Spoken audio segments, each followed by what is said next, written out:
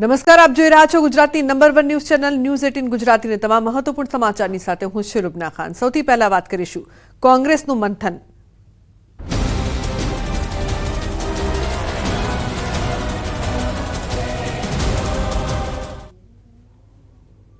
તો આજથી ગુજરાતમાં કોંગ્રેસનું મહામંથન શરૂ થશે। અમદાવાદમાં કોંગ્રેસની CWCની બેઠક મળવાની છે, જેમાં ભાગ લેવા માટે રાહુલ અને સોનિયા ગાંધી અમદાવાદ પહોંચ્યા છે।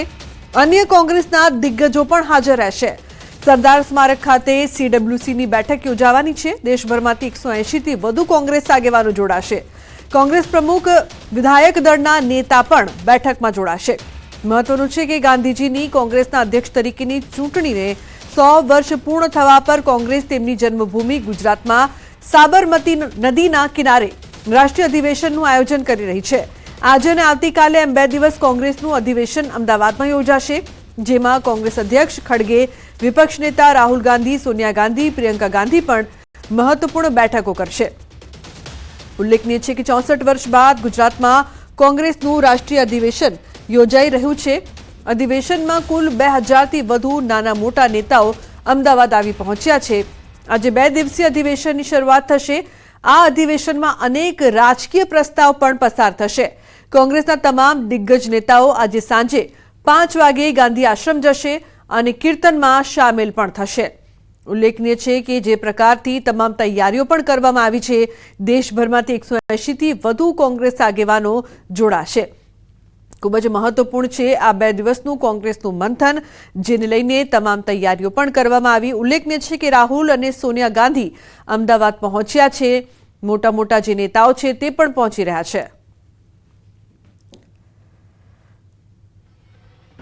शेयर मार्केट का क्या हाल है, कर्जा लगातार बढ़ रहा है देश के ऊपर, तो सामाजिक, आर्थिक, विदेश नीति, पॉलिटिकल, इन तमाम चीज़ों के ऊपर आज CWC में चर्चाएं होंगी। उसके ऊपर प्रस्ताव आएंगे कल, उनका समर्थन होगा और हमारी क्या रणनीति होगी, किस तरह से हम कांग्रेस संगठन को मजबूत कर सकते हैं, इस पर विशेष बल होगा।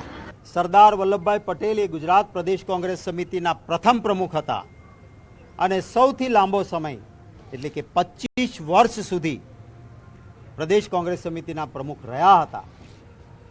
એ સરદાર સાહેબની 150 વર્ષની જન્મ જયંતિ નિમિત્તે વર્ષો પછી કોંગ્રેસનું AICCનું અધિવેશન અહીંયા મળી રહ્યું છે। મને ચોક્કસ વિશ્વાસ છે કે ગુજરાતીઓના આશીર્વાદ મળશે। કોંગ્રેસ વર્કિંગ કમિટીની બેઠક માટે ગઈકાલ રાત્રે જ કોંગ્રેસ અધ્યક્ષ આદરણીય ખડગે સાહેબ અહીંયા પધારી ચૂક્યા છે અને ટૂંક સમયમાં વિપક્ષના નેતા, જનનેતા રાહુલજી, સોનિયાજી, પ્રિયંકાજી સહિત અમારું શીર્ષ નેતૃત્વ ગુજરાતની ધરતી પર પધારી રહ્યું છે। ત્યારે આજે સવારે 11 વાગે સરદાર પટેલ મેમોરિયલ ખાતે કોંગ્રેસ વર્કિંગ કમિટીની બેઠક યોજાશે। ત્યાર પછી સાંજે 6 કલાકે ગાંધી આશ્રમે પ્રાર્થના સભામાં સહભાગી થઈ અને ગાંધીજીના વિચારો પર ચાલવાનો સંકલ્પ ફરી વ્યક્ત કરવામાં આવશે। તો 2 દિવસનું કોંગ્રેસનું આ મહામંથન છે। સંવાદદાતા પ્રણવ જોડાયા છે વધુ માહિતી આપવા માટે। આ અંગે તેમની પાસેથી વધુ માહિતી લઈએ। પ્રણવ, 2 દિવસ કોંગ્રેસનું આ જે મંથન છે તેના પર સૌ કોઈની નજર હોવાની સાથે રાહુલ અને સોનિયા પણ પહોંચ્યા, શું વધુ અપડેટ? ચોક્કસ અમારી શકાય કે કોંગ્રેસ પાર્ટી માટે આ મંથનનો સમય આવી ગયો છે, તેને લઈને જ ગુજરાત પસંદ કરવામાં આવ્યું છે અને તમામ જે CWCના જે મેમ્બરો છે, જે નેતાઓ છે, એક પછી એક જે સ્મારક છે સરદાર પટેલનું ત્યાં પહોંચી રહ્યા છે અને અલગ અલગ જે સ્ટેટના CMO છે તે પણ હાલ અહીં પહોંચ્યા। વિશ્વની અંદર કે એક પછી એક રાજ્યના CMO હોય, જે કહી શકાય કે ડેપ્યુટી CM છે, તો સાથે જ અલગ અલગ આપી શકો છો કે ફરી એક હિમાચલના રાજ્યના જે મુખ્યમંત્રી છે તે હાલ અહીં પહોંચ્યા છે।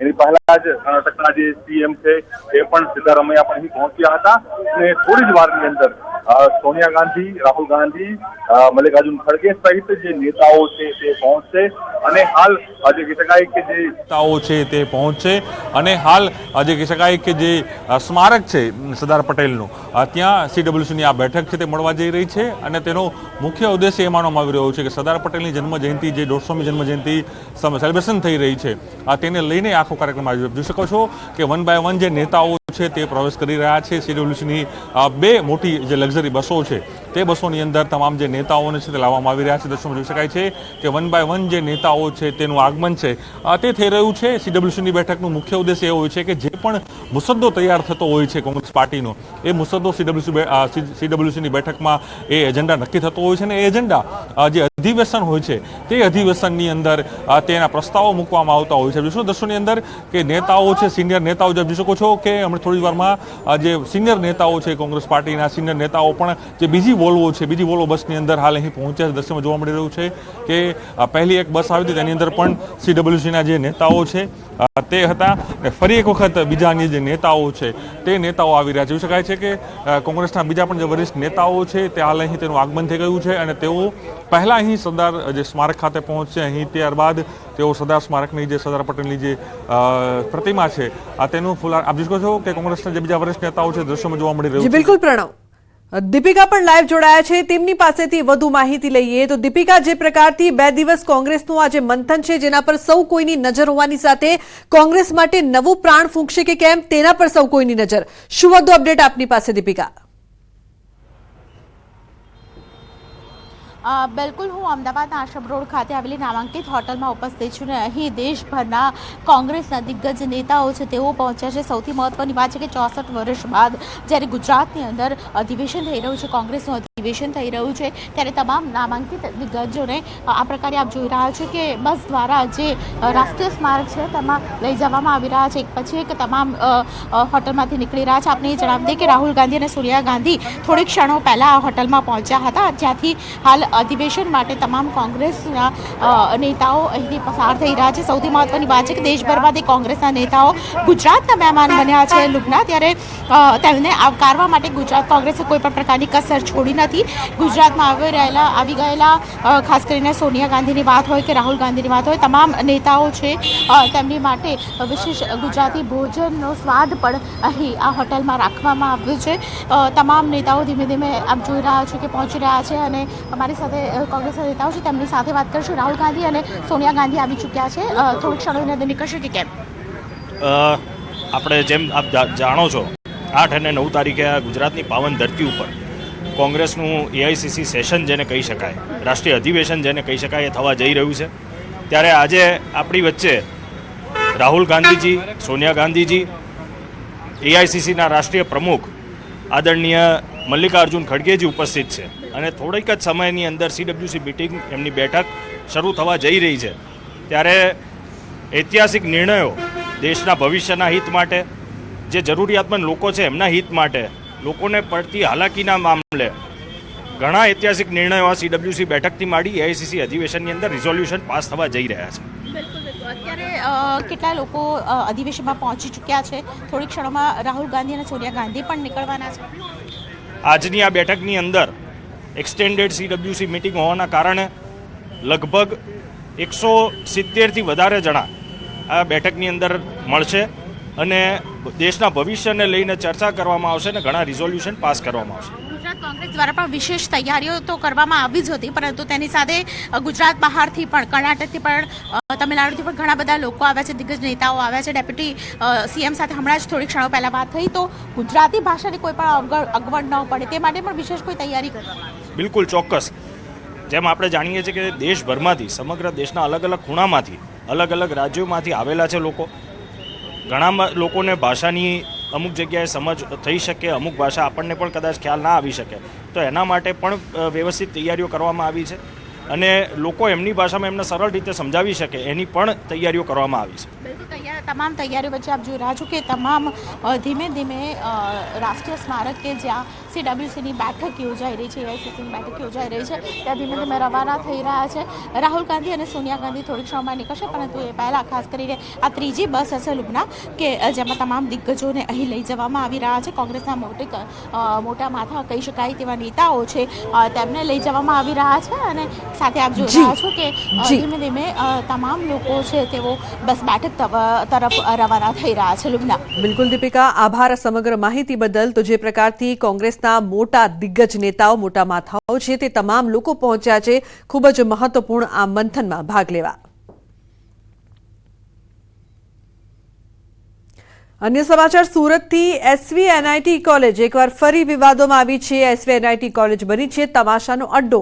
એન્ટરટેનમેન્ટના નામે જોખમી કાર સ્ટન્ટ કરાયા.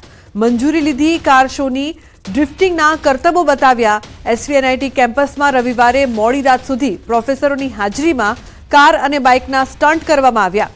ત્યારે સવાલ એ ઉઠે છે કે જો કોઈ દુર્ઘટના ઘટે તો જવાબદાર કોણ હશે? આ પહેલા પણ આ કોલેજ વિવાદોમાં આવી ચૂકી છે અને ફરી એકવાર આવા જ કંઈક દ્રશ્યો છે તે સામે આવ્યા છે. તો તમાશાનો અડ્ડો બની ગઈ હોય કોલેજ, તે પ્રકારના દ્રશ્યો અહીંયા જોવા મળી રહ્યા છે. પ્રોફેસર્સની હાજરીમાં જોખમી કાર સ્ટન્ટ કરવામાં આવી રહ્યા છે. તો મંજૂરી કાર શોની અને ડ્રિફ્ટિંગના કરતબો બતાવવામાં આવ્યા છે. ખૂબ જ જોખમી સ્ટન્ટના આ વિડીયો સામે આવી રહ્યા છે. કીર્તેશ જોડાયા છે વધુ માહિતી આપવા માટે. કીર્તેશ, આટલી મોટી જે ઘટના ઘટી રહી છે, જો કોઈ દુર્ઘટના થાય તો જવાબદાર કોણ? અને આ જ કોલેજ એકવાર ફરી વિવાદોમાં આવી. બિલકુલ કહી શકાય, સુરતના પીપળોદ વિસ્તારમાં આવેલું SVNIT કોલેજ ફરી એક વખત વિવાદમાં આવ્યું છે.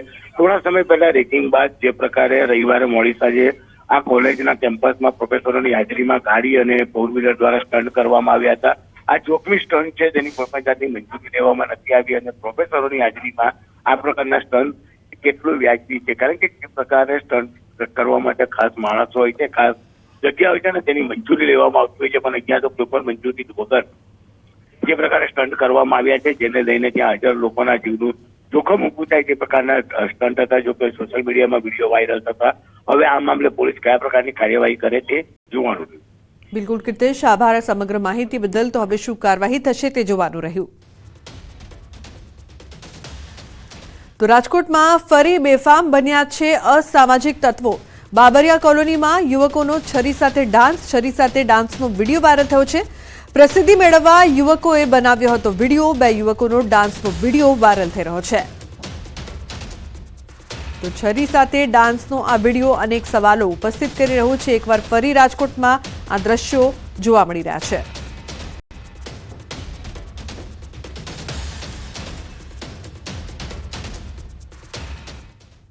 રાજકોટમાં ફરી તોફાની તત્વોએ આતંક મચાવ્યો છે. શહેરના માલવીયાનગર પોલીસ સ્ટેશન વિસ્તારમાં આવતા અમરનગર ખાતે લુખ્ખા તત્વોથી કંટાળી જઈ સ્થાનિકો ડીસીપીની કચેરી સુધી દોડી ગયા. સમગ્ર મામલો ડીસીપી જગદીશ બાંગરવાની સમક્ષ આવતા તાત્કાલિક અસરથી ડીસીપી ઘટના સ્થળ ખાતે પહોંચ્યા હતા તેમજ સ્થાનિકો સાથે વાતચીત કરી તાત્કાલિક અસરથી અસામાજિક તત્વોની અટકાયત કરવામાં આવી છે. સ્થાનિક પોલીસ દ્વારા અટકાયત કરવામાં આવી હોવાનું સામે આવી રહ્યું છે. તો પોલીસે અસામાજિક તત્વોની અટકાયત કરી છે, પરંતુ રાજકોટમાં તોફાની તત્વો સતત બેફામ બની રહ્યા છે, જેમના પર લગામ જરૂરી. એક તરફ રાજકોટમાં દ્રશ્યો સામે આવ્યા કે જ્યાં જે જાહેરમાં ડાન્સ કરી રહ્યા છે તોફાની તત્વો, છરી સાથે કોઈ પણ જાતનો કાયદાનો ભય નથી. તો બીજી તરફ કાર્યવાહીના પણ દ્રશ્યો સામે આવ્યા છે. તો માલવીયાનગરમાં આતંક, લોકોએ ડીસીપીને ફરિયાદ કરી હતી, જે બાદ કાર્યવાહી પણ કરવામાં આવી છે.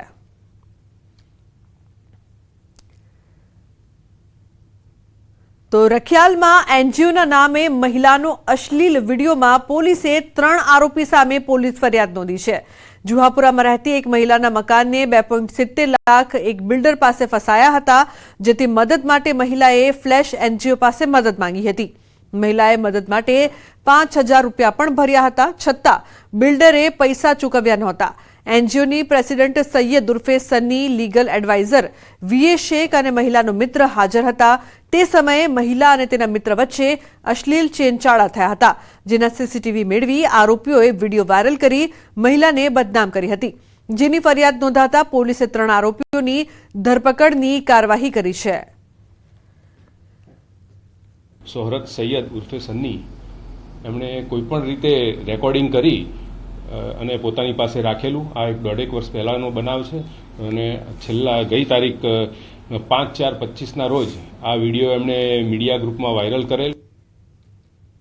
તો જેતપુરમાં રબારિકા રોડ પર કારખાનામાં આગ લાગવાની ઘટના બની છે. સાડીના કારખાનામાં આગ ભભૂકી, ગેસ સિલિન્ડર ફાટતા આગ લાગી. આગ પ્રસરીને કાપડની ગાંસડીઓ સુધી પહોંચી હતી. આગ લાગતા કારખાનામાં કામ કરતા શ્રમિકની બાઇક પણ ખાક થઈ. જેતપુર નવાગઢ નગરપાલિકાના 2 ફાયર ફાઇટર ઘટના સ્થળે પહોંચ્યા. પાણીનો મારો ચલાવીને આગને કાબૂમાં લેવામાં આવી. તો આગ લાગતા અફરાતફરીનો માહોલ જોવા મળ્યો હતો। ફાયર ફાઇટરની ટીમ પહોંચી સાડીના કારખાનામાં આગ ભભૂકી હતી। કયા કારણોસર આગ લાગી તે અંગે હજુ સુધી કોઈ જાણકારી પ્રાપ્ત નથી થઈ।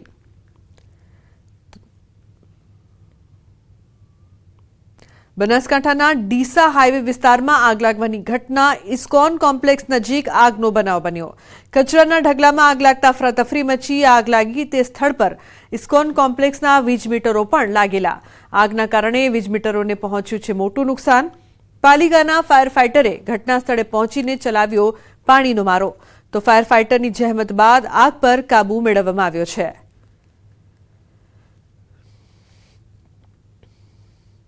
તો અરવલ્લીના શામળાજી નજીકના ડુંગર ઉપર આગ લાગી। શામલવન નજીકના ડુંગર પર આગ લાગવાની ઘટના બની છે।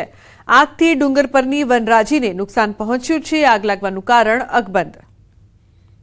તો આગથી ડુંગર પરની વનરાજીને મોટા પ્રમાણમાં નુકસાન થયું છે। આગ લાગવાનું કારણ અકબંધ છે। આગ ખૂબ જ પ્રસરતી જોવા મળી હતી। તો શામળાજી નજીકના ડુંગર પર આગ લાગવાની ઘટના। આગથી અફરાતફરી 3 અલગ અલગ દ્રશ્યો જેતપુર, બનાસકાંઠા અને અરવલ્લીથી સામે આવી રહ્યા છે, જ્યાં આગની અલગ અલગ ઘટના। કારખાનામાં આગ, બીજી તરફ કચરાના ઢગલામાં, તો ડુંગર પર પણ આગ લાગવાની ઘટના બની છે।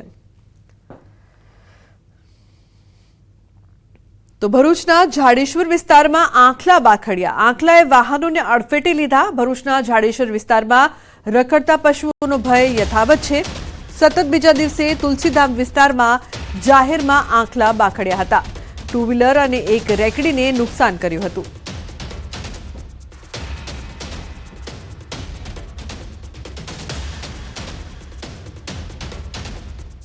તો અન્ય સમાચાર જૂનાગઢથી। જૂનાગઢના વિસાવદરના કાસિયાનેસ વચ્ચે 2 સિંહો રેલવે ટ્રેક પર આવી ચડ્યા। અમરેલી વેરાવળ રૂટની ટ્રેનના પાયલોટે સમય સૂચકતા વાપરી ઇમરજન્સી બ્રેક લગાવી। આ અંગે વન વિભાગને જાણ કરવામાં આવતા ફોરેસ્ટ ટ્રેકરનો સ્ટાફ ઘટના સ્થળે આવી પહોંચ્યો। સિંહોને જંગલ તરફ રવાના કર્યા હતા। ટ્રેક ક્લિયર થતા ટ્રેન આગળ વધી હતી। ટ્રેન પાયલોટ ચંદનકુમાર અને રાઠોડ કેતનની સતર્કતાથી 2 સિંહોના જીવ બચ્યા હતા।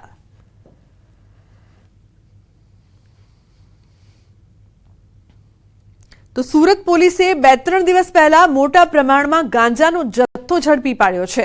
જે મામલે પોલીસે આરોપી કેનિલ પટેલને ઝડપી પાડ્યો હતો। ત્યારે તપાસ દરમિયાન વધુ એક આરોપી અક્ષયનું નામ સામે આવતા પોલીસે મુંબઈથી ધરપકડ કરી હતી।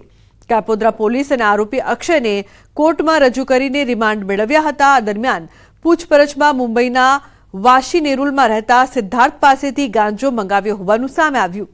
આરોપી સિદ્ધાર્થ પાસેથી કેનિલ પટેલે ગાંજો મંગાવ્યો હતો। સિદ્ધાર્થ ટેલિગ્રામ દ્વારા કેનિલના સંપર્કમાં આવ્યો હતો। રૂપિયાની જરૂર હોય અક્ષય ગાંજો સપ્લાય કરતો હોવાની કબૂલાત કરી। કેનિલ પાસેથી પોલીસને 29.94 લાખની કિંમતના 998 ગ્રામ હાઇબ્રિડ ગાંજો મળી આવ્યો હતો। પોલીસે સમગ્ર મામલે વધુ તપાસ હાથ ધરી છે। अन्य समाचार सूरतनी हजीरा पोलीसे बातमीना आधारे छेतरपिंडीना गुनामां भागता फरता वॉन्टेड आरोपीने महाराष्ट्रना पालघर खातेथी झड़पी पाड्यो। पंचमहालथी पीवीसी केबल वायर भरेलू कंटेनर हजीराना अदाणी पोर्ट खाते पहोंचाडवानुं हतुं। आरोपी अमित यादव अने तेना सागरीतोने साथे मळीने 50,42,000 रूपियाना केबल भरेलू कंटेनर हजीरा अदाणी पोर्ट सुधी न पहोंचाडीने कंपनी साथे छेतरपिंडी करी हती। हजीरा पोलीस स्टेशन में फरियाद नोंधाया बाद पोलीस 3 महीनाथी आरोपीओनी शोधखोळ करी रही हती। त्यारे हजीरा पोलीस स्टेशन में फरज बजावता हेड कॉन्स्टेबल ने बातमी मळी हती के आरोपी लोनावला महाराष्ट्रना पहाड़ी एरिया में फरी रह्यो छे। बातमीना आधारे एक टीम महाराष्ट्र खाते वेशपलटो करीने तपास माटे रवाना थई हती। त्यारबाद टेक्निकल सर्वेलन्सना आधारे पोलीसे आरोपीनुं लोकेशन मेळवी 250 किलोमीटर सुधी तेनो पीछो करी झड़पी पाड्यो। आरोपी अमित यादवनी पोलीसे વધુ પૂછપરછ હાથ ધરી છે। તો છેતરપિંડીના ગુનામાં ફરાર આરોપી પાલઘરથી ઝડપાયો છે।